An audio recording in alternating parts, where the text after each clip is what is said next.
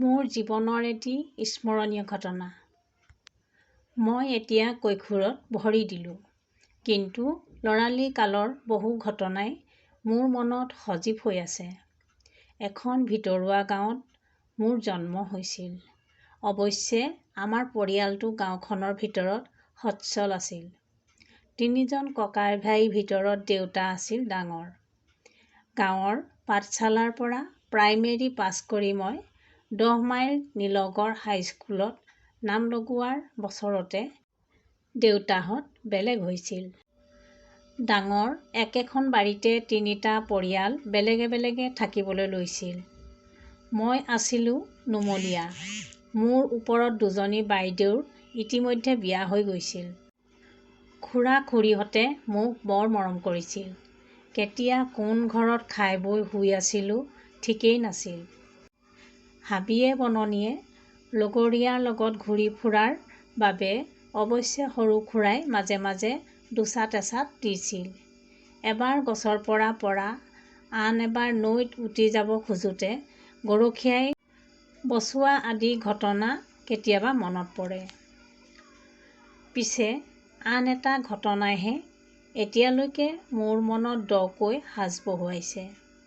সেইটোৱেই মোৰ জীৱনৰ আটাইতকৈ বেছি স্মৰণীয় ঘটনা।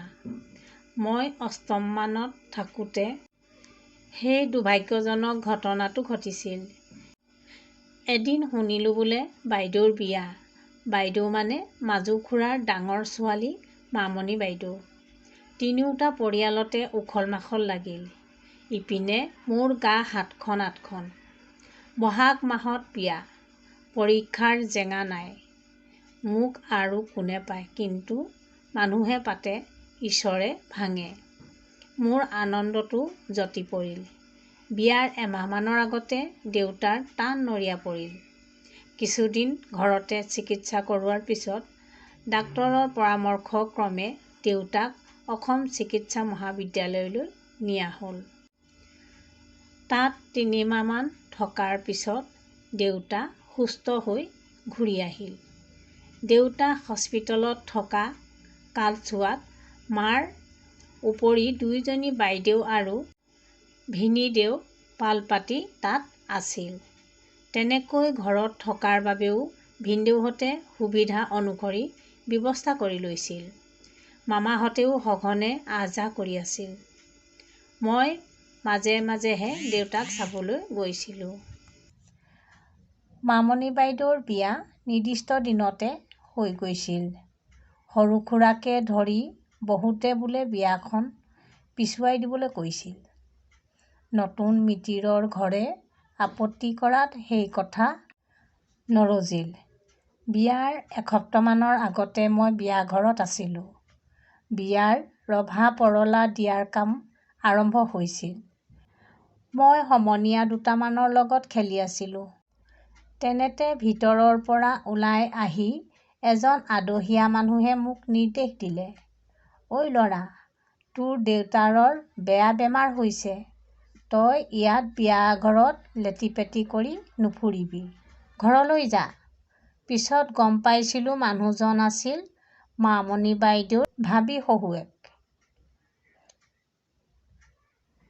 মই নীৰৱে গুচি আহিছিলোঁ। ঘৰত আহি কান্দিছিলোঁ। কথাটো গম পাই মায়ে খুব কান্দিছিল। ভিনদেউহঁতৰ কথামতে মই খুৰাহঁতৰ ঘৰলৈ যোৱা বন্ধ কৰি দিছিলোঁ। বিয়াৰ দুদিনমানৰ আগতে জোৰোণৰ দিনা আমি ঘৰ-দুৱাৰ তলা মাৰি ডিব্ৰুগড়লৈ গুচি গৈছিলোঁ। মোক সেইদিনা খেদাই দিয়াৰ পাছত মাজু খুৰাহঁতৰ কোনেও খবৰ কৰা নাছিল। সৰু খুৰাই আহি খঙত গুজৰি-গুমৰি কিবা-কিবি কৈছিল। সৰু খুৰীয়েও চকু-পানী মচি ডিব্ৰুগড়লৈ যোৱাটো সমৰ্থন কৰিছিল। কথা সিমানতে শেষ হোৱা নাছিল।